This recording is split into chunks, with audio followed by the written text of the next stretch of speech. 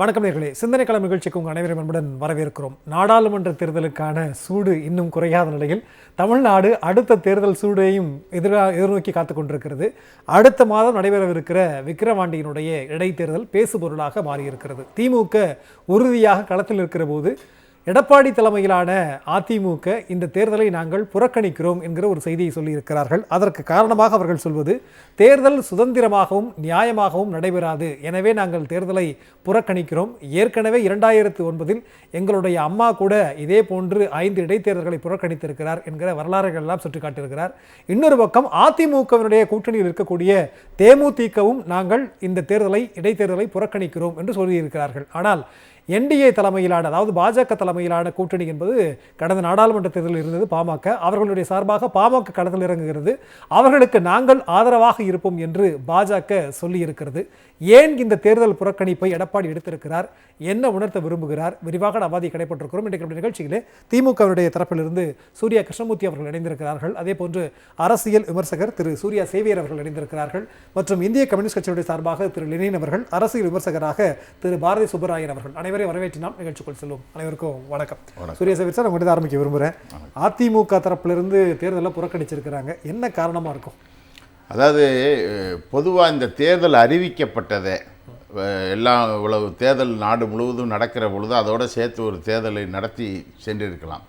இது பாஜகவுக்கான அஜெண்டாவாக அவர்கள் தமிழ்நாட்டில் ஒரு ஓட்டுகளை வாங்கி கொண்டிருக்கிறார்கள் என்று காட்டுவதற்காக இது இந்த தேர்தல் தனியாக நடத்தப்படுவதற்கு காரணமாக இது இருந்திருக்கிறது அப்படின்னு தான் நான் நினைக்கிறேன்.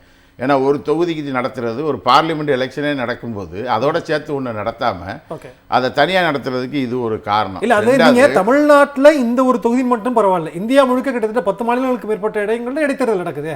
நம்ம அப்பயும் இதே கால்குலேஷனை பார்க்க முடியுமா? அது அந்த ஏரியாவெல்லாம் நீங்கள் அனலைஸ் பண்ணீங்கன்னா இந்த தேர்தல் கமிஷன் எதுக்கு இந்த வேலையை செஞ்சுருக்காங்கன்றது அந்தந்த ஊர் கணக்கு பண்ணோம்னா கரெக்டாக வரும். ஓகே, ஒன்று. ரெண்டாவது, இடைத்தேர்தலில் நாங்கள் நிற்கலை, இது இதாகும். இதே விக்கிரவாண்டியில் 2019 இவர்கள் இடைத்தேர்தலில் நின்று தான் ஜெயித்தாங்க. இதில் இன்னொரு விஷயத்தையும் நீங்கள் பார்க்கணும். இடைத்தேர்தல் என்ற விஷயத்தில் பாமக கட்சி ஆரம்பித்த காலத்திலிருந்து இதுவரை இடைத்தேர்தலில் நிற்கலை. இப்போ தான் ஃபஸ்ட்டு நிற்கிறாங்க. இடைத்தேர்தல் பாமக எங்களுக்கு நம்பிக்கை இல்லை, நாங்கள் போட்டியிட மாட்டோம். இன்னைக்கு அதிமுக என்ன சொல்லுதோ அதை பாமக ரொம்ப நாளாக சொல்லிட்டு இருந்தாங்க. இதுதான் முதல் முறையாக இடைத்தேர்தலில் பாமக போட்டியிடுகிறது. அப்ப எல்லாம் இவங்களுக்குள்ள பேசி வச்சு, நீ விளைவிக்கோ, நான் நின்னுக்கிறேன். இப்போ முதலமைச்சர் சொல்றாருல, கள்ள கூட்டணி இவங்களுக்குள்ள இருக்குன்னு சொல்லி அந்த கள்ள கூட்டணியை ஓப்பனாக விக்கிரவாண்டியில் கொண்டாந்து என்ன செய்யறாங்க, இதை அமுல்படுத்துகிறார்கள். கள்ள கூட்டணின்னா எப்படிலாம் கேட்டுக்கிட்டு இருந்தாங்கல்ல, இப்படித்தான் கள்ள கூட்டணி. அப்ப இதை ரொம்ப தெளிவாக இவர்கள் செய்கிறார்கள். இதில் ஒன்று என்ன அப்படின்னு சொன்னால், இந்த விக்கிரவாண்டி தொகுதி, நான் கிட்டத்தட்ட ஒரு 2-3 நாளாக அந்த தொகுதிக்குள் பயணப்பட்டவன் என்ற முறையில் பொதுவாக அங்கே இருக்கக்கூடிய ஜனங்கள், அவங்க இப்போ அதிமுக எடுத்திருக்கக்கூடிய இந்த நிலைப்பாடு அப்படிங்கிறது, பாஜக என்ன நினைக்கிறாங்க அப்படின்னு சொன்னால், தங்கள் அணி, தேசிய ஜனநாயக கூட்டணி என்ற அணி அதிமுக வாக்குகளை, நாடாளுமன்ற தேர்தலில் பதிவான வாக்குகளையும் கணக்கில் எடுத்துக்கொண்டால் ஓபிஎஸ்ஐயும் தினகரனையும் வைத்துக்கொண்டு அதிமுக தலைமையாக காட்டிக்கொண்டு அதிமுக வாக்குகளை அவர்கள் பக்கம் திருப்புவதற்கான ஒரு ஏற்பாடு அப்படிங்கிறது ஒன்று.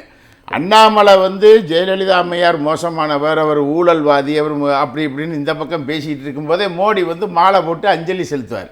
இப்போ மோடி போட போகிற மாலையை இப்போ ராமதாஸ் போட்டு அஞ்சலி செலுத்தி அந்த ஊரில் அதிமுக ஓட்டுகளை புறத்தையும் வாங்குறதுக்கான ஒரு ஏற்பாட்டை இல்லை. நீங்கள் சொல்கிறதுல ஒரு கேள்வி வருது சார். இப்போது அதிமுக அமைதியாக இருக்குன்னா அது கள்ள கூட்டணின்னு ஒரு பக்கம் சொல்கிறீங்க, இன்னொரு பக்கம் ஓபிஎஸும் டிடிவி தினகரனையும் பார்த்தீங்களா அதிமுக அப்படின்ற ஒரு பிம்பத்தை வச்சு ஓட்டுவாங்க நினைக்கிறாங்கன்னு. எடப்பாடி பாஜகவுக்கு பயப்படலாம், ஆனா ஓபிஎஸும் டிடிவி தினகரனும் தலைமைன்னா அவர் எப்படிங்க ஒத்துப்பாரு? அவர் ஓபிஎஸ்ஸையும் டிடிவியையும் அந்த பக்கம் தென் பக்கத்தில் போனீங்கன்னா அவர்களை ஜாதிய தலைவர்கள் காட்டுவார்கள். இந்த பக்கம் வந்துட்டீங்கன்னா அவங்களை அதிமுக தலைவர்களாக காட்டிடுவாங்க. இது பாஜக தெரியாதான்னு கேட்கிறேன். நல்லா தெரியும். எடப்பாடியினுடைய பிடி இருக்குல்ல, உச்சி பிடி, அது பாஜக கையில இருக்கு. அது இங்கிட்டு ஆடுறா ராமானா அங்கிட்டு ஆடும், அங்கிட்டு ஆடுறா ராமானா இங்கிட்டு ஆடும். அது அப்படித்தான் செய்யும்.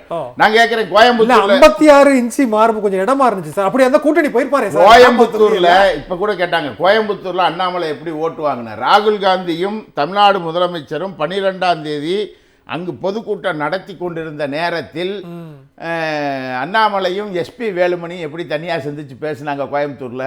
செய்தி வெளியே வந்துச்சு. எப்படி பேசினாங்க? அப்ப அதிமுக வாக்குகளை இவர் என்ன செய்கிறார்? பெறுகிறார். அதிமுக என்ற கட்சியை நீர்த்து போக செய்யக்கூடிய வேலையை எடப்பாடி பழனிசாமி செய்து கொண்டிருக்கிறார்.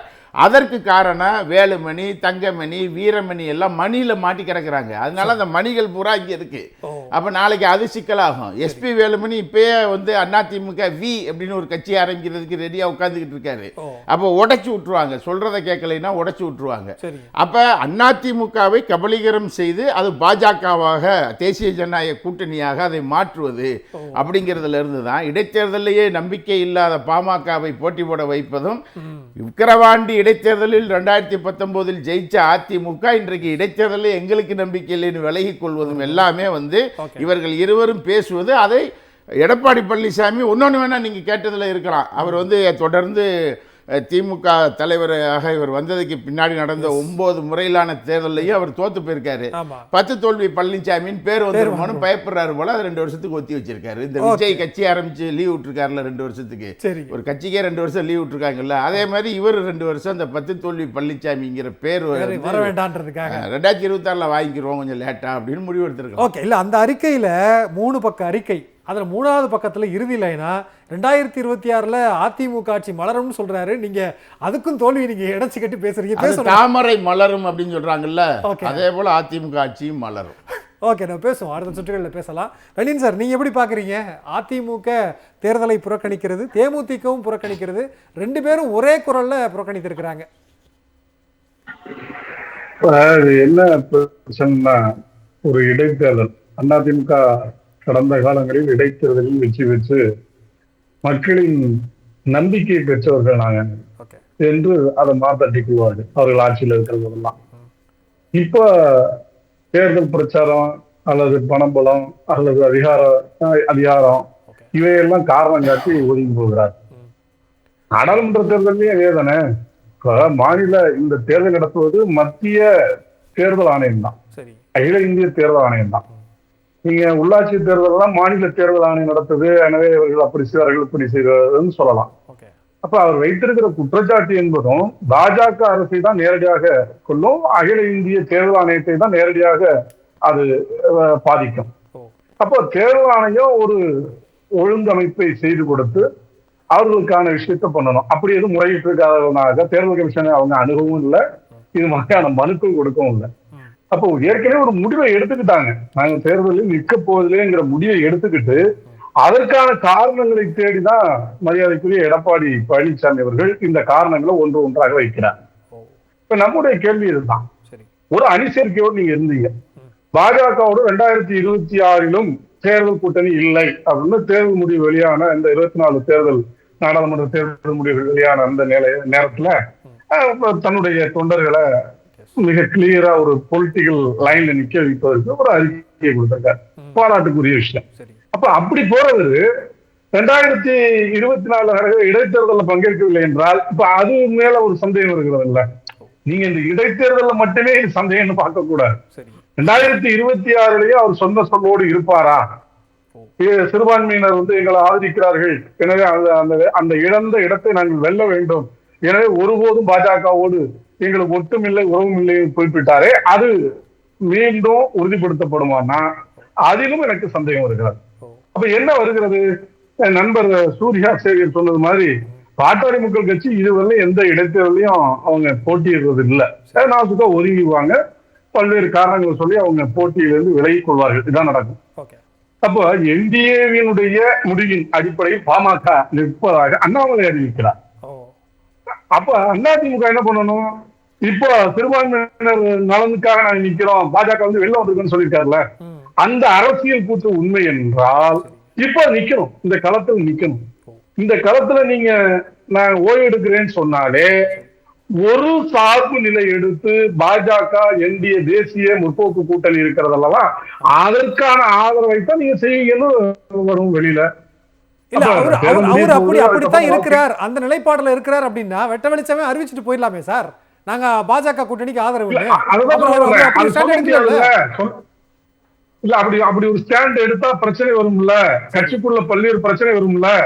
குறிப்பாக இப்போ சசிகலா அம்மையார் அந்த அணியில இருக்கிறாரு, டிடி தினகரன் அந்த அணியில இருக்காரு. அதே அணியில ஓபிஎஸ் அணி இருக்கிறாரு, அந்த அணியில இவரும் போக முடியாதுல்ல. அப்போ உள் முரண்பாடுகள் இருக்குல்ல. நீங்க ஒரு விஷயம் பார்க்கணும், செல்வி ஜெயலலிதா அவர்கள் இறந்த போது அங்க இருந்து மோடி ஓடி இருந்தாரு, உங்களுக்கு தெரியும், எல்லா தொலைக்காட்சியிலும் பார்த்தோம். செல்வி சசிகலா அவர்களை அழைத்து தலையில கை வைத்தாரு, சசிகலா அம்மையாருடைய தலையில் கை வைத்துட்டு போனார். அதற்கு பிறகு அந்த கட்சி கண்ட பயங்கரமான சர்க்கிள்களை நீங்க பார்க்க முடியும். எத்தனை வழக்கு, எத்தனை அவச்சொல், ஊழல்வாதின்னு சொன்னது, சாக்கடைன்னு சொன்னது, இதெல்லாம் சொல்லிட்டு இப்ப அவங்களோட கூட்டணி இருக்கிறாங்க. அதுல இருந்துகிட்டுதான் திமுக அணி வந்து ஊழல் அணிங்கிறாங்க. எனக்கு அடிப்படையில் ஒரு கேள்வி சார், இவர் எடப்பாடி பழனிசாமி தேர்தலை புறக்கணிக்கிறதன் மூலமாக நம்ம நிறைய கருத்துக்களை சொல்றோம், இது இப்படி இருக்கலாம் இல்ல உறுதியா கூட சொல்லலாம்னு வச்சுக்கோங்க. பட் அதுக்கு நேரா ஒரு வெயிட்டேஜா ஒரு பாயிண்ட் வைக்கிறாருல்ல, அம்மா ஜெயலலிதாவே 2009 புறக்கணிச்சிருக்காங்க 5 இடைத்தேர்தல் அப்படிங்கிறது. அப்ப ரெண்டையும் நம்ம ஈக்குவலா வச்சு பார்க்க வேண்டிய கட்டாயம் இருக்கா? இல்ல, அம்மா ஜெயலலிதா அவர்கள் இடைத்தேர்தலை புறக்கணித்தாருன்னா அப்ப இப்படி வயபுலா 3 அணி வலுவா நின்று போராடி இருக்கிறார்களா, அது ஒரு கேள்வி. அப்படி இல்ல, நீங்க எடுத்து பாருங்க. அப்படி இருக்கிற போது அவர்கள் தவறி இருந்தாக்க நீங்க அந்த குற்றச்சாட்டை வைக்கலாம். எனவே அந்த களத்தை இந்த களத்தோடு நீங்க ஒப்பிட முடியாது. ஜெயலலிதாவின் அந்த கொள்கை நிலையில் தான் இந்த ஆட்சின்னு சொன்னார்னா, ஜெயலலிதா அப்போதெல்லாம் மோடியா லேடியான்னு கேட்டவர். அந்த அளவுக்கு நாடாளுமன்ற தேர்தலில் கூட அதிமுக பிரச்சார எல்லா விஷயங்களையும் பாருங்க, செய்திகளை பாருங்க, வலுவான குற்றச்சாட்டோ பாஜக எதிர்ப்போ நாடாளுமன்ற தேர்தலில் ஆண்டு கொண்டிருக்கிற 10 ஆண்டு ஆண்டு கொண்டிருக்கிற பாஜக குறித்த காத்திரமான எதிர்வினையோ ஆற்றியிருக்கிறார்களா? இல்ல. அப்ப இந்த விஷயங்கள் நீங்க இணைத்து பார்க்க வேண்டிய தேவை இருக்குல்ல. எனவே அதையும் இதையும் ஒப்பீடு செய்ய முடியாது. ஒப்பீடு செய்வதற்கான அடிப்படையில அதுல இல்ல. இந்த இடத்துல எடப்பாடி பழனிசாமி அவர்கள் சொன்ன ஒரு விளக்கத்தை நினைவுபடுத்த விரும்புறேன். எங்க எதிர்க்கிறோம்னா எல்லாத்தையும் ஏத்துக்கிட்டே இருக்கணும் அப்படின்னு அவர் கேட்டாரு. இல்ல, அது அவருடைய, நான் அதை சொல்றேன், அது அப்போ ரைட். அப்ப நீங்க வந்து எல்லா தேர்தலையும் போட்டிடணுமா, அடுத்த சட்டமன்ற தேர்தலை மட்டும் ஏன் போட்டிட்டு இருக்கீங்க அப்படின்னு ஒரு கேள்வி அதுலயே வருது இல்ல. சரி, அப்ப அந்த கேள்வியும் அதுக்கு இணைத்து நீங்க பதிலளிக்கணும்ல. அப்ப உங்களுக்கு வசதியா இருந்தா ஒரு தேர்தலில் போட்டிடுவீங்க, வசதி இல்லைனாக்கா தேர்தலில் போட்டியிட மாட்டீங்களா? அப்ப ஜனநாயகத்தை நீங்க என்ன நினைக்கிறீங்க, நீங்க ஆட்சிக்கு வந்தாதான் தேர்தல் நடக்கும் போது உங்களுக்கு ஆதரவாக இருந்தாதான் தேர்தல் களத்துல வருவோம் அப்படின்னு ஒரு நிலைப்பாடு எடுக்க முடியுமா? அது இல்லவே. ஜனநாயகம் என்பது நம்முடைய கொள்கைகளை, கோரிக்கைகளை மக்கள் முன்னால் வைத்து மக்களின் நம்பிக்கையை பெற்று வெற்றி வாய்ப்பு பெறுவது. இதுல தோல்வி அடைவர்களெல்லாம் வந்து ஜனநாயகத்தில் அப்புறப்படுத்தப்பட்டார்கள் அர்த்தம் இல்ல. இன்று அவர்கள் தோல்வி அடையலாம், நாளை மீண்டும் வெற்றி பெறலாம். அந்த நம்பிக்கையோடு தான் அரசியல் அணுக வேண்டும். அதுதான் அரசியல் பாலபாடம். அதிமுக அப்படித்தான் எடுத்தோடனே வெற்றி பெற்று வரல இல்ல, ஒவ்வொன்றாக இடைத்தேர்தலில் தானே அதனுடைய வெற்றியே ஆரம்பித்தது. அதிமுகவுடைய முதல் அரசியல் செயல்பாடு எங்கே வந்தது? இடைத்தேர்தல் வெற்றியில் தான் வந்தது. அப்ப இந்த விஷயங்களை நீங்க அதுல நினைச்சு பார்க்க வேண்டியிருக்குல்ல. எனவே ஒரு முடிவை எடுத்துக்கொண்டார்கள். அந்த முடிவை எடுத்துக்கொண்டு அதற்கு ஏற்ற ஒரு காரணங்களை சொல்வதற்கு, காரணத்தை சொல்வதற்கு மரியாதைக்குரிய முன்னாள் முதல்வர், இன்றைக்கு எதிர்கட்சி தலைவர் எடப்பாடி பழனிசாமி அவர்கள் தங்களுடைய விஷயங்களை எல்லாம் சொல்லிட்டு வர்றாரு. புரிஞ்சுக்கலாமா? இந்த இடைத்தேர்தல்ல நிக்காதன் மூலமாக 2026 அவர் பலப்படுத்த போறதில்ல, இருக்கிறது இன்னும் பலவீனப்படுத்த போகிறார் அப்படிங்கறத நம்ம புரிஞ்சுக்கலாம் இல்லையா? நிச்சயமா. ஏன்னா நான் ஒரு விஷயத்த சொல்லிடுறேன், இந்த தேர்தல் எல்லாம் விட்டு நீங்க 2026 எப்படி நீங்க வார்ம் பண்ணி தானே ஓட்டப்பந்தயத்துல ஓடணும். வார்ம் செஷன் எனக்கு வேண்டாம், நேரடியா ஓட்டப்பந்தயத்துக்கு வர்றேன் அப்படின்னா எப்படி நிக்க முடியும்? உங்களுடைய அரசியல் மீது ஒரு ஐயப்பாடு வராதா? சிறுபான்மையினர் அதான் சொன்னீங்க, சிறுபான்மையினர் வாக்கு திமுக இந்தியா கூட்டணிக்கு போகுது, அதை முறியடிக்கணும்னா நான் பாஜக வந்து வெளியேறணும், பாஜகவோட இருந்ததாலதான் எனக்கு சுமையாக இருந்தது, அவர் சொன்ன வார்த்தையை சொல்றேன், அதனாலதான் அதுல இருந்து வெளியேறினேன். நல்ல லைன். நான் அந்த லைனை, அந்த அரசியல் நிலைப்பாட்டை தமிழ்நாட்டின் நிலையிலிருந்து உண்மையிலேயே நான் பாராட்டுகிறேன். அப்ப அந்த லைன் உண்மை என்றால் இப்ப நீங்க என்ன பண்ணிருக்கணும், உங்களை நம்பி இருக்கிற சிறுபான்மையினர், உங்களுக்கு வாக்களித்ததாக கூறப்படுகிற சிறுபான்மையினருடைய நலனையும் உள்ளக்கிடங்கையும் நீங்க சேர்த்தே கணக்கில் கொண்டு இந்த தேர்தலில் போட்டிட்டு இருக்கணும். வெற்றி தோல்வி சகஜங்க. தேர்தலில் வெற்றி பெறுவதும் தோல்வி பெறுவதும் சகஜமான ஒரு விஷயம். ஆனா அந்த தோல்வியை அடைஞ்சு விடுவோம் அப்படின்னு நீங்க பயப்படலாமா? ஒரு மாபெரும் அரசியல் இயக்கமாக இருக்கிற அதிமுக நிச்சயமா இதோட பாஜகவுடைய அரசியலுக்கு பாட்டாளிகளுடைய அரசியலுக்கு தான் வலு சேர்க்கும்.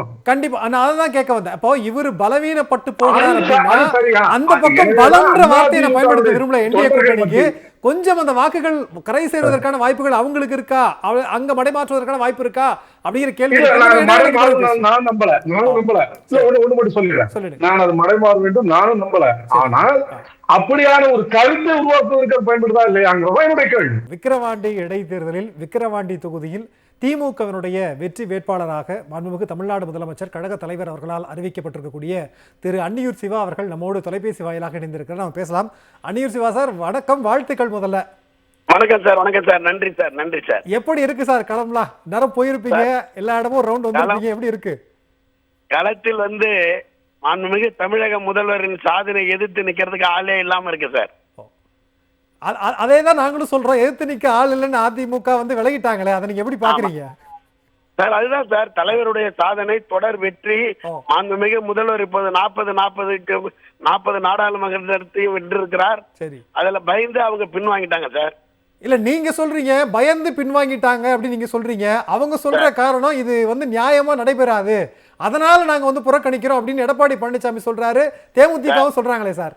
சார், எந்த இடத்திலையும் திமுக என்பது அண்ணா வழியில் அயராது உழைப்போம், ஆதிக்கமற்ற சமுதாயத்தை அமைச்சே தீர்வோம், வன்முறை தவிர்த்து வறுமையை வெல்வோம், இந்தி திணிப்பை என்றும் எதிர்ப்போம், மத்தியில் கூட்டாட்சி மாநிலத்தில் சுயாட்சியின் 50 முழக்கங்களோடு கடமை கண்ணிய கட்டுப்பாடு வழியில் வந்த தொண்டர்கள். எந்த இடத்திலும் எந்த இடைத்தேர்தலும் தகராறு நாம செஞ்சன் கிடையாது. தோழர் அவர்களுக்கு நான் நினைவுபடுத்த விரும்புகிறேன், சைதாப்பேட்டை இடைத்தேர்தலில் அதிமுக தான் அராஜகத்தை கொண்டு கத்தியால் தொண்டர்களை வெட்டிய கட்சி அது. உங்களுக்கு நான் நினைவுபடுத்த விரும்புகிறேன், திமுக எப்பொழுதுமே ஜனநாயக பாதையை தான் தேர்ந்தெடுக்கும். தலைவர் கலைஞரால் வளர்க்கப்பட்டவர்கள், தளபதி தமிழக முதல்வரால் ஆளாக்கப்பட்டவர்கள், இப்பொழுது நம்முடைய வருங்கால தமிழகம் இளைஞர்களின் எழுச்சி நாயகன் உதயநிதி அவர்களால் வழிநடத்தப்படுபவர்கள். யாரும் தவறான பாதையில் செல்ல மாட்டார்கள். அவர்கள் தோல்வி பயம் கொண்டு இப்படிப்பட்ட பழியை சுமத்துகிறார்கள். நாட்டு மக்கள் இதை பார்த்து கொண்டுதான் இருக்கிறார்கள். நிச்சயமா ஒரு பக்கம் அதிமுக களத்துல இல்ல, தேமுதிக களத்திலும் இல்ல, ஆனா பாஜக கூட்டணியில பாமக களமிறங்குறாங்க. கடுமையான போட்டியா இருக்குமோ சார்? இதே அதிமுகவோடு கூட்டணி இருக்கிற போதுதான் அண்ணன் புகழேந்தி அவர்கள் வெற்றி பெற்றார். தனியாக அவர்கள் 2016 42,000 வாக்குகள் வாங்கினார்கள். ஆனால் இப்பொழுது நாடாளுமன்ற தேர்தலில் 32,000 வாக்குகள் தான் வாங்கியிருக்கிறார்கள். அவர்கள் கூட்டணியாக இருந்த போது தோல்வி பெற்றிருக்கிறார்கள் இந்த தொகுதியில். நான் இந்த தொகுதியை சேர்ந்தவன். 30 ஆண்டு காலமாக இந்த பகுதி மக்களுக்கு தேவையான உதவிகளை கல்லூரியிலிருந்து மருத்துவ வசதியிலிருந்து கிராமங்களுக்கு தேவையான அடிப்படை வசதிகளை செய்து தருவான். நந்தன் கால்வாய் பாசன விவசாய சங்க தலைவராக இருந்து அந்த திட்டத்திற்காக போராடி வருபவன். இப்பொழுது கூட நம்முடைய தமிழக முதல்வர் தளபதியார் அவர்கள் அன்னியூர் பகுதிக்கு தீயணைப்பு நிலையத்தை தந்திருக்கிறார். விக்கிரவாண்டி பகுதிக்கு நானும் அண்ணன் புகழேந்தி அவர்களும் நேரடியாக முதலமைச்சர் அணுகி காவல் துணை கண்காணிப்பாளர் அலுவலகத்தை பெற்றிருக்கிறோம். அதே போல விக்கிரவாண்டி பகுதிக்கு மாண்புமிகு நகராட்சி நிர்வாகத்துறை அமைச்சர் அவர்கள் மின் மயானத்தை பெற்றிருக்கிறோம். ஒவ்வொரு அமைச்சரையும் நேரில் பார்க்கிற பொழுது மாண்புமிகு நீர்வளத்துறை அமைச்சரை சந்தித்து நந்தன் கால்வாயை கேட்டோம். இப்படி நானும் அவரும் இணைந்தேதான் பணியாற்றி வந்திருக்கிறோம்.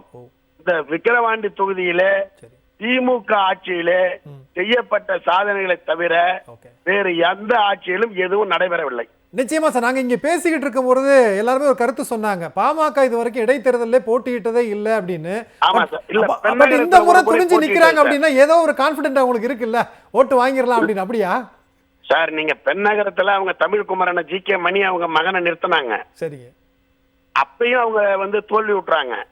இப்ப அவங்களுக்கு கான்பிடன்ட் அது அவங்க நம்பிக்கையா இருக்கலாம். கள நிலவரத்தை உங்களிடம் சொல்லி இருக்கிறோம். காலையில இருந்து பொதுப்பணித்துறை அமைச்சர், நகராட்சி நிர்வாகத்துறை அமைச்சர், மாண்புமிகு பள்ளி கல்வித்துறை அமைச்சர் இவர்கள் எல்லாம் செயல் வீரர்கள் கூட்டத்தை நடத்தி இருக்கிறார்கள். அது உங்களிடத்தில் செய்தியில பார்த்திருப்பீர்கள். எவ்வளவு எழுச்சி, எவ்வளவு மக்கள் மகிழ்ச்சியாக திமுகவை வரவேற்கிறார்கள். தளபதி பெயரை சொல்லுகிற பொழுது பெண்கள் எவ்வளவு ஆரவரிக்கிறார்கள் என்பதற்கு அதுவே சாட்சி. நிச்சயமா நீங்க ஆரம்பத்துல சொன்னீங்க முதலமைச்சருடைய சாதனைகளுக்கு எதிராக நிற்பதற்கு தயக்கம், பயம் அப்படின்னு. இன்னொரு ஆங்கிள் பார்க்க வேண்டியது இருக்கு. மறைமுகமா இல்ல, நேரடியாகவே பாஜகவினுடைய கள்ள கூட்டணியாக இருக்கிறார் எடப்பாடி பழனிசாமி, அதனாலதான் புறக்கணிச்சிருக்கிறாருன்னு சொல்றாங்களே சார். சார், அரசியலில் கள்ள கூட்டணியாக இருப்பார்கள். அவர்கள் அவரை காப்பாற்றிக் கொள்வார்கள். ஆனால் தேர்ந்து இருந்த பொழுதே எங்களிடம் அண்ணன் புகழேந்தியிடம் அவர்கள் தோல்வி விட்டார்கள். இதுதான் திமுக வெல்லும். நிச்சயமாக மிக பெரும்பான்மையான வாக்குகளில் நான் விக்கிரவாண்டி தொகுதியில் வெற்றி பெறுவேன். அது ஒரு மிகப்பெரிய வரலாற்று சாதனையாக நம்முடைய தளபதியார் தமிழக முதல்வரிடத்திலும் நம்முடைய இளைஞருடைய வழிகாட்டி வருங்கால தமிழகம் உதயநிதி ஐயா அவர்களிடத்தில் என்னுடைய வெற்றி சான்றுகளை சமர்ப்பிப்பேன்.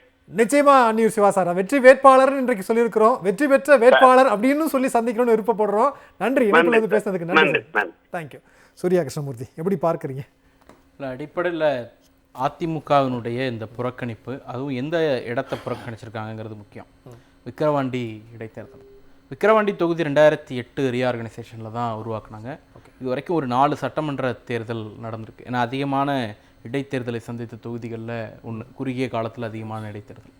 3 நாடாளுமன்ற தேர்தல் அங்கே நடந்திருக்கு. இந்த என்டையர் 4 சட்டமன்ற தேர்தலில் இப்போ நடக்க போகிறது நீங்களாக 2011, 2016, 2019, 2021 இந்த 4 தேர்தல்களில் ஒரே ஒரு முறை தான் அதிமுக அங்கே வெற்றி பெற்றது. அது அதிமுகவினுடைய வேட்பாளர் 2019 இடைத்தேர்தலில் தான் விக்கிரவாண்டி அவர்கள் கைப்பற்றினார்கள். இடைத்தேர்தலில் எந்த தொகுதி அவர்கள் கைப்பற்றினார்களோ அந்த தொகுதியில் இடைத்தேர்தலிலிருந்து விலகி இருக்கிறாங்க அப்படிங்கிறது தான் இதில் செய்தி.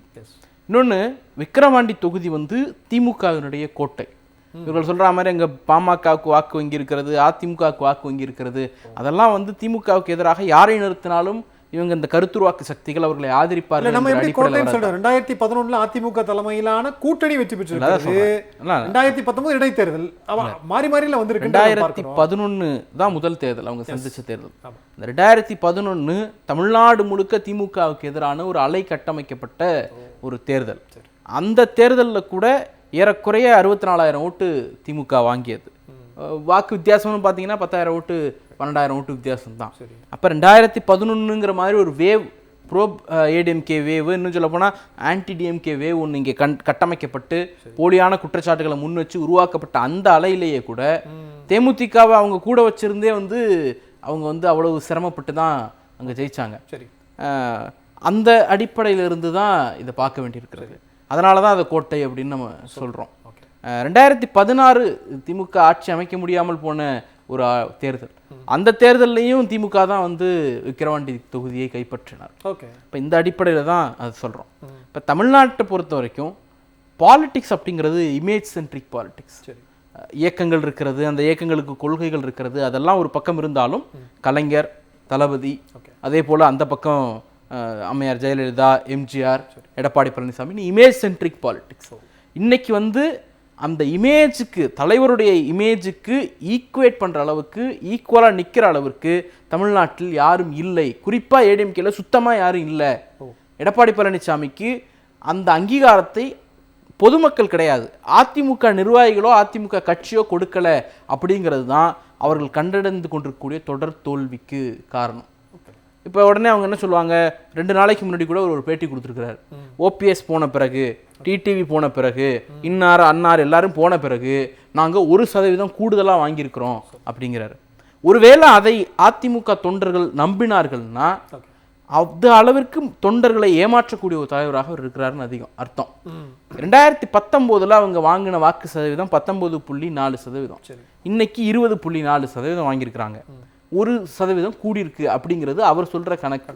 அவர் சொல்லாத ஒரு செய்தி, 2019 அவங்க நின்ன தொகுதி 22 தொகுதி, இன்னைக்கு 34 தொகுதி. ஏறக்குறை இன்னும் சொல்ல போனா 20 தொகுதி தான் 2 கூட்டணியில் நின்னாங்க. அப்போ 20 தொகுதியிலிருந்து 22 தொகுதி நின்று 19.5% வாங்கிட்டு இன்னைக்கு ஏறக்குறைய 12லிருந்து 14 தொகுதி கூடுதலாக நின்று 1% தான் கூட வாங்கியிருக்கோம். அப்படின்னா அது மிகப்பெரிய வீழ்ச்சி, அதனுடைய வரலாற்றில் காணாத வீழ்ச்சி.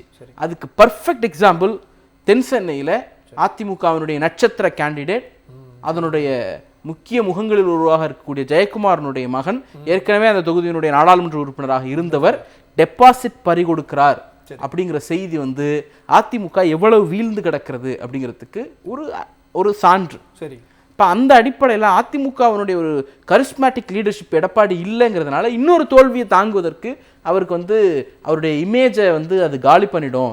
26 முதலமைச்சர் வேட்பாளர்னு அதிமுகவால் அவரை முன்னிறுத்த முடியாத ஒரு சூழலுக்கு அது தள்ளிடுமோங்கிற அச்சத்தின் காரணமாக முதல்ல விலகி இருக்கிறார். இல்ல இப்ப நிக்கிறேன்னா இன்னும் பலவீனப்பட்டு போவோம்ன்றது அவருக்கு தெரியாதா? ஏன்னா ஏற்கனவே 2வது பிளேஸ்ல யாருங்கிற போட்டி இருக்கு. 8 தொகுதிகள்ல பாஜக வந்திருக்கிறது, 40 நாடாளுமன்ற தொகுதியின் தேர்தலின் போதுன்ற கருத்து கணிப்பெல்லாம் வெளிப்படையாவே இருக்கு, ரிசல்ட்லாம் இருக்கு. அந்த பயம் அவருக்கு இருக்காதா? இல்லை, 2 முக்கியமான விஷயத்துக்காக தான் அவர் விலகிறார். ஒன்று, அவருடைய அந்த தோல்வி, அண்ணன் சொன்னது போல தோல்வி, அந்த 10 தோல்விங்கிறத தள்ளி போடுறது. ஒரு 2 ஆண்டுகள் தள்ளி போடலாம் அப்படிங்கிற எண்ணமாக இருக்கலாம். இன்னொன்று, எஜமான விசுவாசம். ப. சிதம்பரம் கரெக்டாக சொன்னார், அது மேலிடத்து உத்தரவு அப்படின்னாரு. அப்போ பாஜகவிலிருந்து வந்த உத்தரவை செயல்படுத்துவதற்காக எஜமானனுக்கு விசுவாசமாக இருக்கணுங்கிறதுக்காக அவர் விலகிறார். ஏன் அப்படிங்கிறது ஒரு கேள்வி இருக்குல்ல. என்னன்னா, நீங்கள் வந்து பார்லிமெண்ட் எலெக்ஷனில் அதனுடைய உட்கட்சி விவகாரம் நம்ம பேசக்கூடாது, ஆனால் அந்த கேண்டிடேட் செலெக்ஷன் இருக்கு இல்லையா, அது இந்த தேர்தல் அளவிற்கு மோசமான ஒரு கேண்டிடேட் செலெக்ஷன் இல்லைங்கிறது அதிமுகவினுடைய உண்மையான தொண்டர்கள் கருத்து. தூத்துக்குடியில் டி நகரை சேர்ந்த ஒருத்தரையும், சிதம்பரத்தில் கொண்டு வந்து பெரம்பலூரை சேர்ந்த ஒருத்தரையும், நாகையில் மிக சமீபத்தில் கட்சியில் சேர்ந்த ஒருத்தரையும், நான் திருநெல்வேலியில் சென்னையிலேருந்து ஒருத்தரை போட்டு அப்புறம் மாத்துறது என்று ஒரு மிகப்பெரிய குழப்படிக்கு மத்தியில் திட்டமிட்டே அந்த மாதிரி முகங்களை இறக்குனாங்களா என்கிற கேள்வி முதல்ல.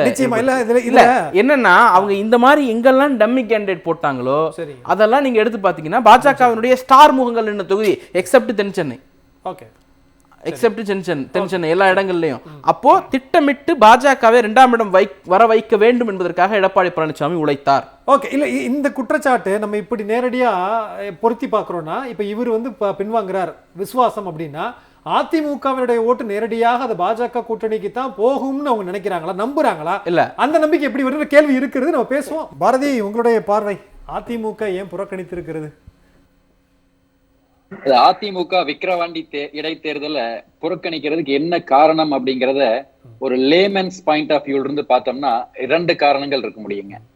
முதல் காரணம், நம்ம ஒருவேளை போட்டியிட்டு 3வது இடம் வந்து 2 பிரதான கட்சிகள்ல நம்ம ஒருத்தர் அப்படிங்கிற அந்த அந்தஸ்துக்கு பங்கம் வந்துருமோ அப்படிங்கிற அச்சத்தின் காரணமாக அவங்க இந்த இடைத்தேர்தலை புறக்கணிச்சிருக்கலாம் அப்படிங்கிறது ஒரு காரணம். ஆனா அந்த காரணத்துல சில லாஜிக் பிழைகள் இருக்கு. ஏன்னா இப்ப நடந்து முடிந்த நாடாளுமன்ற தேர்தல்ல கூட இந்த விக்கிரவாண்டி தொகுதியில அவங்க வாங்கின வாக்குகளை பார்த்தோம்னா திமுக கூட்டணி வந்து 72,188 வாக்குகள் வாங்கியிருக்காங்க. அதிமுக 65,825 வாக்குகள் வாங்கியிருக்கு. பாமக 32,198 வாக்குகள் வாங்கியிருக்கு. கிட்டத்தட்ட 6,000 வாக்குகள் தான் இவங்களுக்கும் அதிமுகவுக்கும் திமுகவுக்கும் டிஃபரன்ஸ் இருக்கு. இதே பாமக பாத்தீங்கன்னா 40,000 வாக்குகள் பின்தங்கி இருக்காங்க. அப்படி இருக்கும்போது நம்ம 3வது இடத்துக்கு போயிருவோமோ அப்படிங்கிற அச்சம் வந்து அவருக்கு தேவையில்லை. இது அவர் அறியாததல்ல.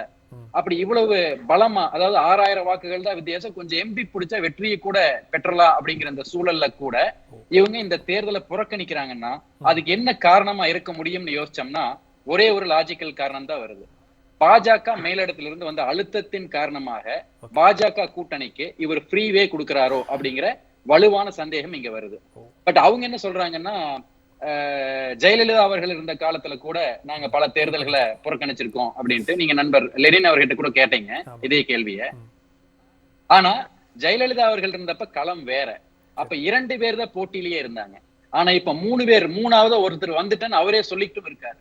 இப்ப நீங்க ஒரு ஓட்டப்பந்தயத்தை எடுத்துட்டீங்கன்னா 2 பேர் ஓடும் ஓட்டப்பந்தயத்துல ஒருத்தர் நின்றா கூட அவர் 2வது இடம் தான். ஆனா 3 பேர் ஓடும் ஓட்டப்பந்தயத்துல ஒருத்தர் நின்றாருன்னா அவர் 3வது இடத்துக்கு போயிடுவார். அப்ப இந்த இடத்துல அதிமுக பிழை செய்துன்னு தான் நான் நம்புறேன். இப்ப இந்த தேர்தலை புறக்கணிக்கிறதன் மூலமாக அவங்க 2 இடத்துல நஷ்டத்தை சந்திப்பாங்கன்னு நான் நம்புறேன். ஒண்ணு, பாஜக தான் திமுகவுக்கு வலுவான எதிர்கட்சி அப்படின்ட்டு ஒரு கிளைம் வச்சிட்டு இருக்காங்க. இப்போ இந்த இடைத்தேர்தலை புறக்கணிக்கிறதன் மூலமாக அந்த கிளைமுக்கு எடப்பாடி பழனிசாமி அவர்கள் வலு சேர்க்கிறார். 2வது என்னன்னா, அதிமுகவுக்கு ஒரு குறிப்பிட்ட சிறுபான்மையினர் ஆதரவு இருந்துகிட்டே இருந்தது. முதல்ல இவரு எடப்பாடி பழனிசாமி அவர்களோட ஆட்சியில இவரு பாஜக ஆதரவா போனதுனாலையும் மோடி ஆதரவா பல தடவை போனதுனாலையும் அந்த வாக்கு வங்கியை இழந்துட்டாரு. இழந்து அந்த வாக்கு வங்கிய இந்த தேர்தல்ல மீட்டணும்னு கடும் முயற்சி செஞ்சார். ஆனால் இப்ப இந்த மாதிரியான வேலைகள் செய்யும் போது பாஜக ஃப்ரீவே கொடுக்கறது, மறைமுகம் ஆதரிக்கிறது, இந்த மாதிரியான வேலைகளை அவர் செஞ்சுட்டு இருந்தாருன்னா அந்த வாக்கு வங்கியை திரும்ப பெறுவது மிகவும் கடுமையான விஷயமா போயிரும். என்ன எப்படி பார்த்தாலும் அதிமுக இந்த தேர்தலை புறக்கணிக்கிறது அதிமுகவுக்கு கடும் பாதிப்பை உண்டாக்கும் அப்படிங்கிறது தான் என்னுடைய முதல் பார்வைங்க. நிச்சயமா ஒரு கட்சியினுடைய பொதுச் செயலாளர் அந்த கட்சிக்கே ஒரு மிகப்பெரிய துரோகம் செய்கிறார் அப்படிங்கிற நீங்க உங்களுடைய பார்வையை நான் எடுத்துக்கிறேன். நம்ம பேசுவோம், அடுத்த சுற்றுகளில் பேசலாம். சூர்யாசேகர் சார், முதல்ல நீங்க சொன்னீங்க 10 தோல்வி பழனிசாமிங்கிறத ஒரு 2 வருஷத்துக்கு தள்ளி போடலாம் அப்படிங்கிற முடிவில் அவர் இருக்கலாம் அப்படின்னு. ஆனா இதுக்கு முன்பாக நீங்க 10 வச்சீங்க இல்லையா, அதுலயே அராஜகம் அப்படின்றாரு அவர். 2019 தேர்தலேருந்து சொல்றாரு அராஜகம், 2021 தேர்தல் அராஜகம், உள்ளாட்சி நகர்ப்புற உள்ளாட்சி தேர்தல் அதுவும் அராஜகம் அப்படிங்கிறார். அது சரி, அவருக்கு பொதுவாக தோல்வி வர்றவங்க என்ன சொல்றதுன்னு தெரியாம உளருவாங்கல்ல, அந்த மாதிரி தான். இப்போ அதிமுக, தேமுதிக, எஸ்டிபிஐ 3 பேர் சேர்ந்து தான் ஒரு கூட்டணின்னு இப்போ நின்னாங்க. இவர் புறக்கணிக்கிறதுன்னு அவங்க 2 பேர்ட்டையும் பேசினாரா? முதல்ல 3 பேரும் சேர்ந்துல அறிவிச்சிருக்கணும் நாங்கள். இப்போ எஸ்டிபிஐ நிலைப்பாடு என்னதுல? எஸ்டிபிஐ இப்போ என்ன செய்யணும்? நீங்கள் எப்படி என்னை கேட்காம அப்படின்னா எஸ்டிபிஐ இப்போ களத்துக்கு வந்திருக்கணும்ல. சரி, இல்லை அதுக்கு பின்னாடி ஒரு கொஞ்சம் தள்ளி தான் யார்? தேமுதிக. நாங்களும் என்ன செய்கிறோம்? புறக்கணிக்கிறோம் அப்படின்னு சொல்லி அவங்களும் அறிவிக்கிறாங்க. அப்போ ஒரு கூட்டணியாக நின்று ஒரு தேர்தலை சந்தித்து சிறுபான்மையினருக்கு நாங்கள் தான் பாதுகாப்புன்னு சொல்லி அதுக்கு ஒரு இஸ்லாமிய பிரதிநிதித்துவம் கொண்ட கட்சியவும் சேர்த்துட்டு யார்கிட்டையுமே கலந்துக்கிறாம அவங்க வாட்டுக்கு அறிவிச்சாங்கன்னா இதுக்கு இஸ்லாமியர் சிறுபான்மையினரை பாதுகாக்கிற லட்சணமா இது? இப்போ எங்கே போய் விக்கிரவாண்டியில் இல்லையா அவங்க சிறுபான்மையினர்லாம் அப்படின்னு ஒரு கேள்வி வரும்ல. அப்போ இதுக்கு எஸ்டிபிஐ என்ன பதில் சொல்லும் அப்படின்னு ஒரு கேள்வி இருக்கு. இதெல்லாம் என்னன்னா பொதுவாக இந்த தேர்தல் களத்தை இப்போ அவர்கள் அதாவது திமுக வெர்சஸ் அந்த என்டிஏ அப்படிங்கிற மாதிரி கொண்டு நிப்பாட்டுவதற்கான ஒரு ஏற்பாட்டை எடப்பாடி பழனிசாமி என்ன செய்கிறார்? உதவுகிறார் அப்படிங்கிறது தான் அதில் இருக்கக்கூடியது. ஏன்னா அதற்கு முக்கியமான காரணம் இல்ல சார், 40 தொகுதியில நாடாளுமன்ற தேர்தல் நடந்தப்போ கூட்டணிக்கு போகல, அப்போ உருவாகாத பிம்பம் இந்த ஒரு இடைத்தேர்தலில் அவர் உருவாக்கிட போறாரா?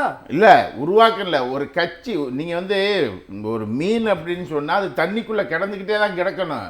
அது இறைய திங்குது, எண்ணெத்தையும் திங்குது, அது சண்டை போடுது, ஏதோ ஒண்ணு. ஆனா மீன் தண்ணிக்குள்ள கிடந்தாதான் மீன். அதை தூக்கி வெளியே போட்டீங்கன்னா அது என்னது? செத்தது பணம் தானே.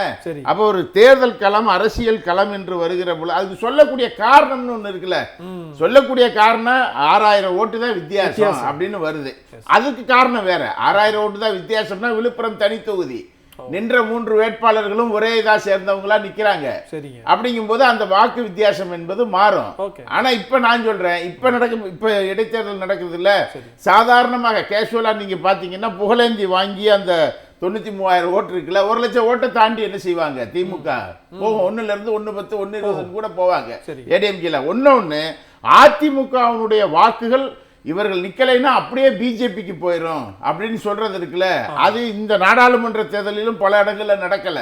அது திமுகவுக்கு சாதகமாக தான் போயிருக்கு. அவர்களும் பெரியாரையும் அண்ணாவையும் உச்சரிப்பவர்கள் தான் அவர்களும். நான் இப்ப இடைத்தேர்தல் குறித்து பேசும்போதே இடைத்தேர்தல் குறித்து ஜெயலலிதா அம்மையார் புறக்கணிச்சார்னு இவர் சொல்றாருல்ல, இடைத்தேர்தல் குறித்து எம்ஜிஆர் அவர்களுடைய பேட்டி இருக்கு, அதை எடுத்து பார்க்கணும் அவரு. ஏன்னா எம்ஜிஆர் எல்லாம் தொப்பிலாம் போட்டு ஆக்ஷன் காமிச்சிட்டு இருக்க, நானும் சந்திரமையா மாறிட்டேன்னு சொல்லி.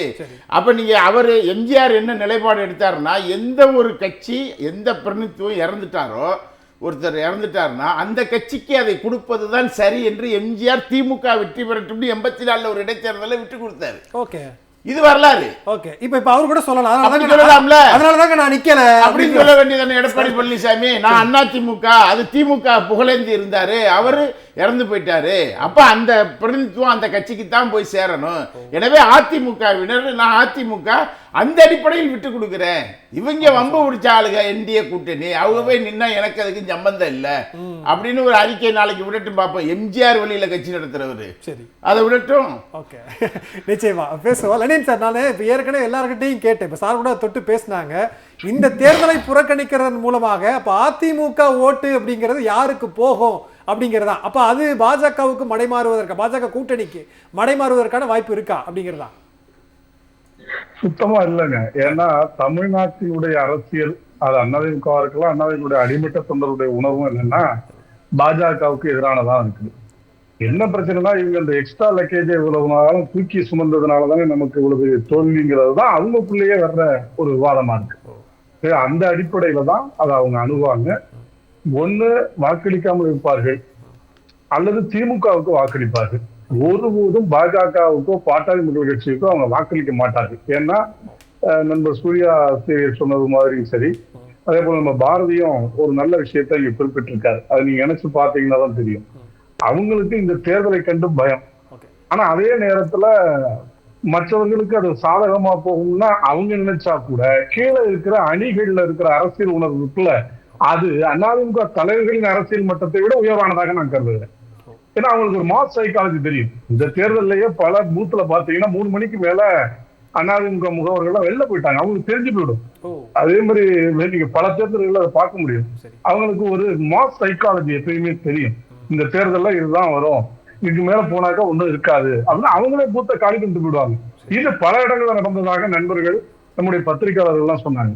இப்ப அந்த அடிப்படையை வைத்து பார்க்கிற போது அதிமுகவில் இருக்கிற அடிமட்ட தொண்டர்கள், திராவிட இயக்க உணர்வில் உள்ளவர்கள், தமிழ் மீது பற்று உள்ளவர்கள், தமிழ்நாட்டின் உரிமை மீது உண்மையிலேயே கருத்தியல் ரீதியாக ஒரு பிடிமானம் உள்ளவர்கள், இவர்கள் ஒருபோதும் அவங்க டிரான்ஸ்பர் ஆக மாட்டாங்க. தலைவர்கள் போவாங்க, அவங்க அன்னைக்கு மாறுவாங்க, அவங்க ஒரு அரசியல் நிலைப்பாடு எடுப்பாங்க.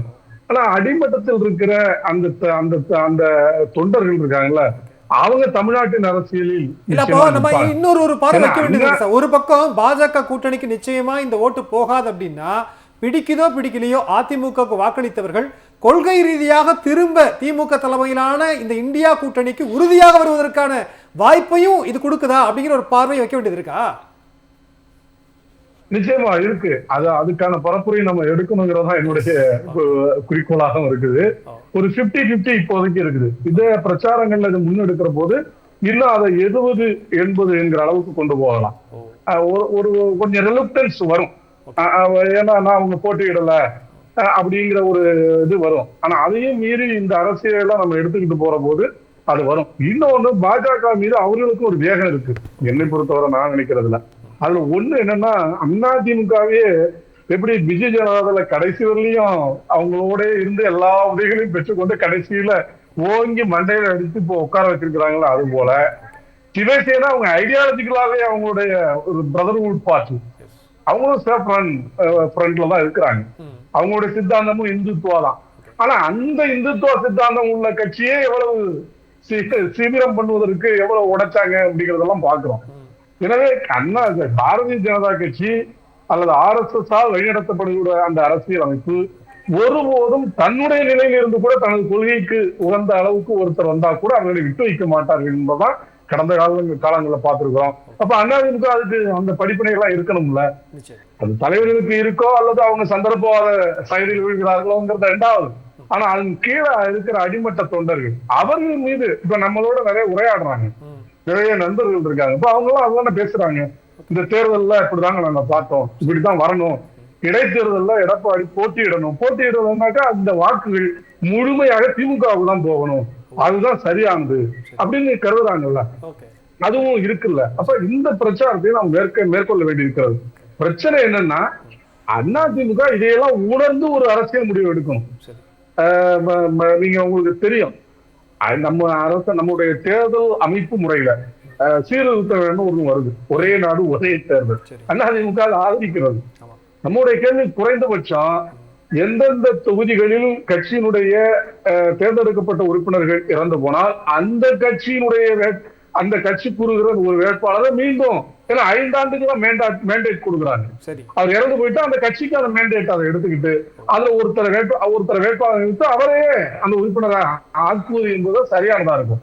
காரணம் எம்ஜிஆர் அந்த கருத்தை தான் முன்வைத்து இருக்கிறார் அந்த காலத்துல. இப்ப கூட தேர்தல் சீர்திருத்தம் குறித்து பேசக்கூடியவங்க எல்லாம் இதுல இருந்து தோக்கலாங்கிறாங்க.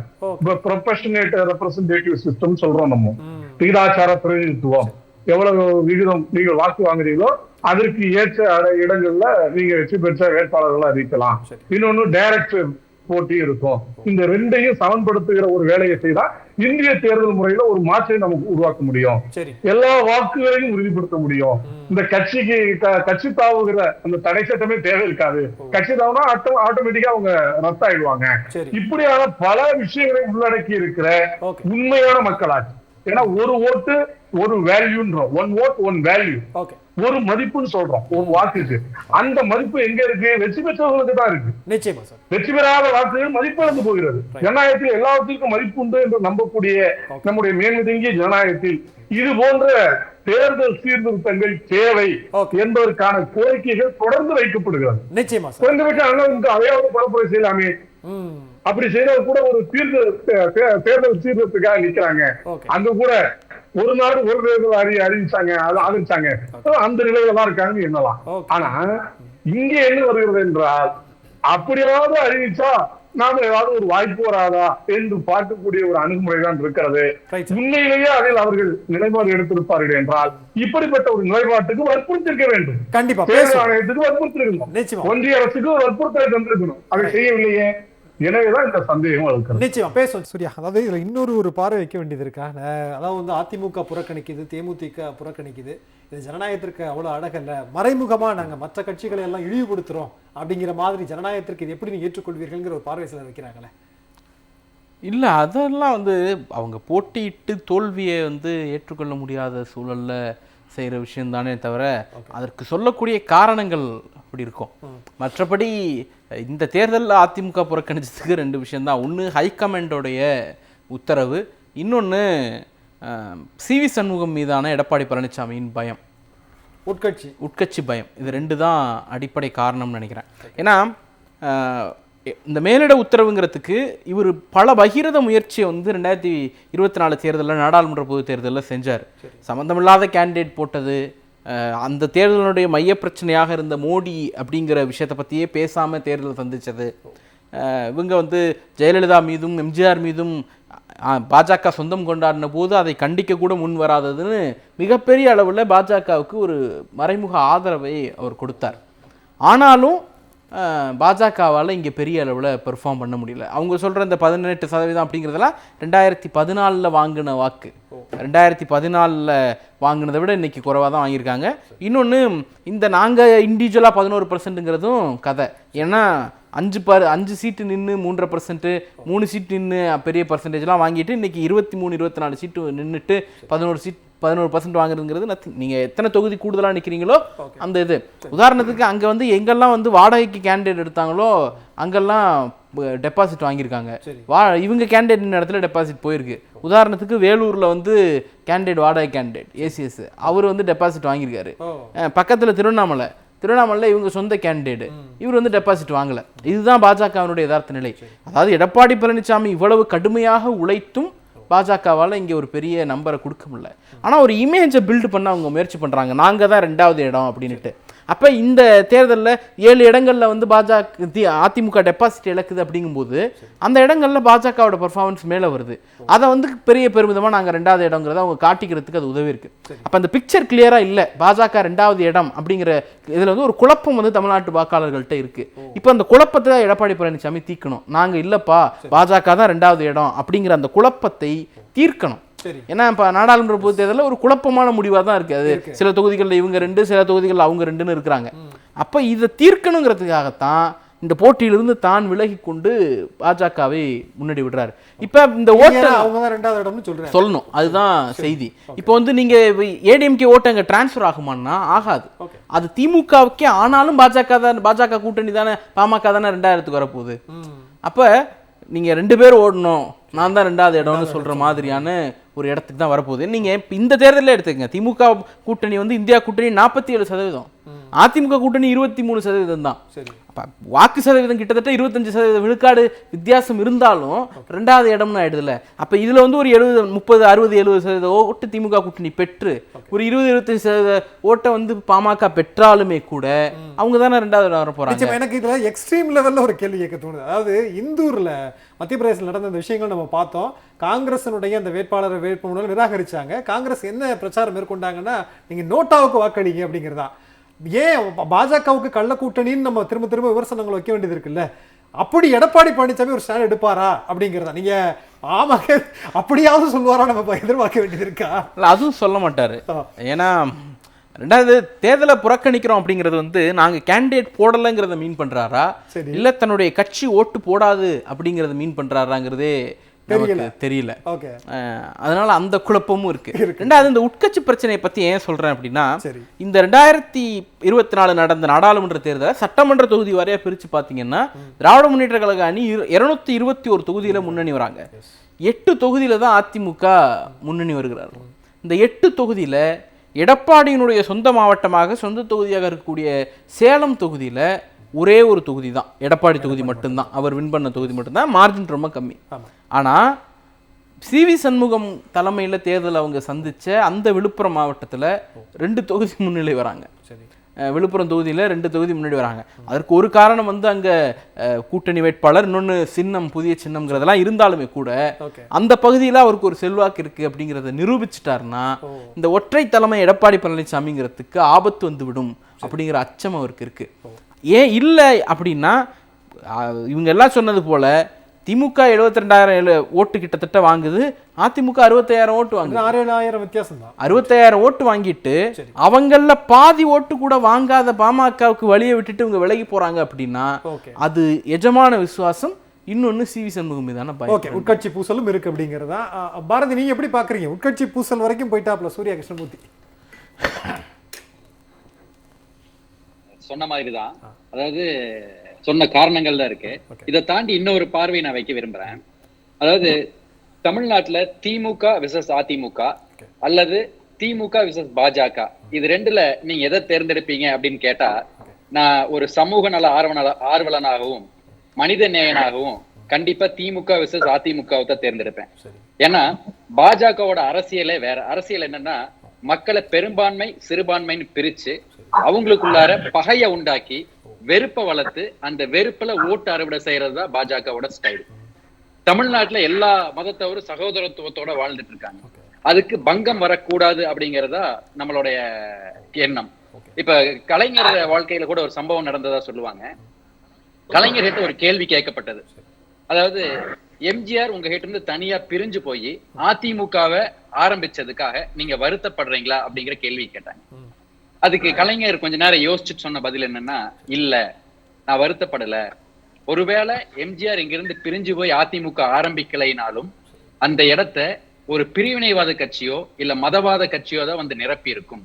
அப்படி இல்லாம 2வது இடத்துலயும் ஒரு திராவிட கட்சி இருக்கிறது எனக்கு மனதிற்கு பிடித்திருக்கிறது, அதனால எனக்கு வருத்தம் இல்லைன்னு அவர் சொன்னாரு. இவங்க ஜெயலலிதா 2014 அவங்க தேர்தல் பிரச்சாரம் பண்ணும்போது கூட ஹியூமன் டெவலப்மெண்ட் இண்டெக்ஸ்ல இருந்து நல்ல ஸ்டாட்டிஸ்டிக்ஸ் ஆதாரங்களை தரவுகளை மக்கள்கிட்ட வச்சாங்க. அதாவது தமிழ்நாடு குஜராத்தை விட பல காரணங்கள்ல முன்னேறி இருக்குது. ஜிடிபியில முன்னேறி இருக்குது, மருத்துவ கட்டமைப்புல முன்னேறி இருக்குது, கல்வியில முன்னேறி இருக்குது, பட்டப்படிப்புக்கு போற அந்த விகிதத்துல முன்னேறி இருக்கு. இந்த மாதிரி பல காரணங்களை சொல்லி இப்ப சொல்லுங்க உங்களுக்கு இந்த லேடி வேணுமா அந்த மோடி வேணுமா அப்படின்னு சொல்லி அழகா கேட்டுத பிரச்சாரம் பண்ணாங்க. அந்த பிரச்சாரம் எடுபட்டு மக்கள் 37 இடங்களை கொடுத்தாங்க. இன்னைக்கு வரைக்கும் தமிழ்நாட்டுல பாஜக எதிர்ப்பு அரசியலுக்கு தான் மக்கள் பெருவாரிய ஆதரவு தந்திருக்காங்க. அதுபோக அதிமுகவோட தொண்டர்கள் கூட அதிமுக பாஜகவுடன் உறவை முறித்தவுடன் பட்டாசு வெடித்து பல இடங்கள்ல இனிப்பு கொடுத்து கொண்டாடினாங்க. அப்ப தொண்டரோட மனநிலையம் பாஜகக்கு எதிராக இருக்குது, மக்களோட மனநிலையும் பாஜகக்கு எதிராக இருக்குது. ஆனா இந்த நேரத்திலையும் எடப்பாடி பழனிசாமி அவர்கள் பாஜகக்கு ஆதரவாவே பல வேலைகளை செஞ்சுட்டு இருக்காரு. இது வந்து அவரோட கட்சியை பாதிக்கும் தான் நினைக்கிறேன். இல்ல நிச்சயமா நீங்க பழைய சம்பவங்கள்ல இருந்து சொல்றீங்க பாஜகவுக்கு எதிர் மனநிலையில தான் தமிழ்நாடு இருந்திருக்கிறது அப்படிங்கிறதா. பட் இந்த தேர்தல் உணர்த்துகிற முடிவுன்னு சில பேர் ஒரு பார்வை வைக்கிறாங்க. வேண்டாம் அப்படிங்கிற இடத்துல இருந்து ஏற்கும் மனநிலைக்கு வந்து விட்டார்கள் அப்படின்னு ஒரு பார்வை வைக்கிறாங்களே பாஜக, அப்படியா? அதுக்கு வந்து நான் தரவுகள் கொடுக்குறேன், என்னோட கால்குலேஷன் கொடுக்குறேன்.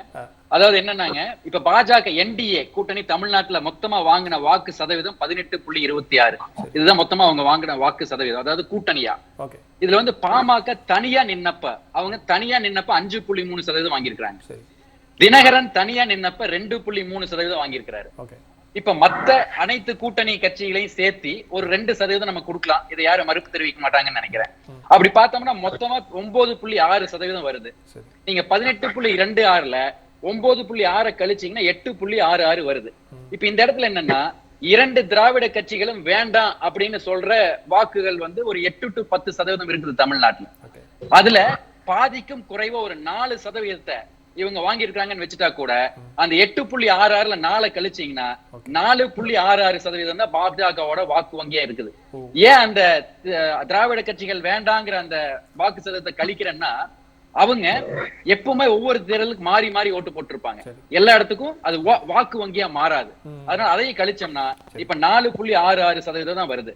இந்த 4.66% நாடாளுமன்ற தேர்தல் இவங்க வாங்கினது. இதே சட்டமன்ற தேர்தல் வந்தா பாஜகக்கு இதையும் குறையும். அப்படி பார்த்தா இதுக்கு முன்னாடி அவங்க வாங்கின 3.5% இருந்து ஒரே 1% தான் அதிகமா இருக்கிறாங்க.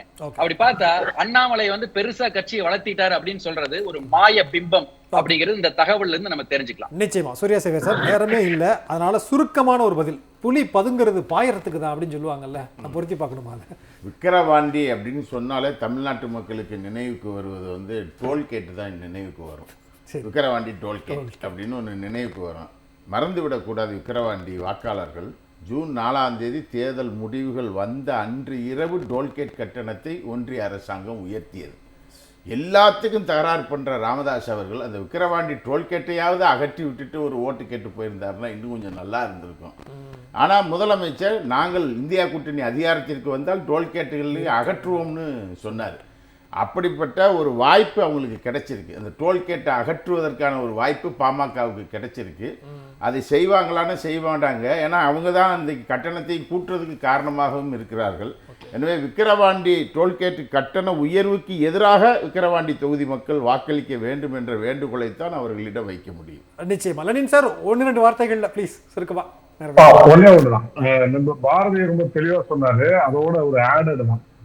நீங்க கோயம்புத்தூர்ல அண்ணாமலை அதிக வாக்கு வாங்கிட்டாருன்னு 4 லட்சம் வாக்குன்னு சொன்னாங்க. ஆனா அதுக்கு முன்னாடி சிபி ராதாகிருஷ்ணன் ஒரு தனி அணியா இருந்தார்ல 2014. அப்ப அவர் வாங்கிய வாக்கு பதிவான வாக்கு சதவீதம் 33.6. இப்போ இவர் வாங்கி இருக்கிறது 31.6 தான். எண்ணிக்கை கூடியிருக்கு, ஆனா மொத்த வாக்குகள் அப்படின்னு வரும்போது பர்சன்டேஜ்ல குறைஞ்சிருக்கு. எனவே அண்ணாமலை தலைமையில பாஜக அவர் சொன்னது மாதிரி ரொம்ப அபரீதமான வளர்ச்சி. பாஜக அல்லாத வாடகை வேட்பாளர்கள் நீங்க அங்க தென்காசியில பாத்தீங்கன்னா ஜான் பாண்டியன், இங்க பச்சைமுத்து எஸ்ஆர்எம் ஓனர், அதே மாதிரி வேலூர்ல, இப்படி நீங்க எல்லாரையும் கடிச்சு பாத்தீங்கன்னா அவங்க இருந்த இடத்துலதான் இருக்கிறார்களே தவிர ஒரு பிம்பத்தை உருவாக்கி கொண்டிருக்கிறார். நிச்சயமா பார்வை எடுத்துக்கிறேன். நிச்சயமா நான் முடிச்சுக்கலான்னு பார்த்தேன், சூர்யா கிருஷ்ணமூர்த்தி வேற எடுத்து எழுதிட்டாப்ல, வாய்ப்பு கொடுக்கல கோச்சு பாப்போம். இல்ல, இப்ப அவங்க போட்டிட்டு 443 பேர்ல 116 பேர் ஒரு மாசத்துக்கு முன்னாடி வேற கட்சியில இருந்து வந்த வேட்பாளர்.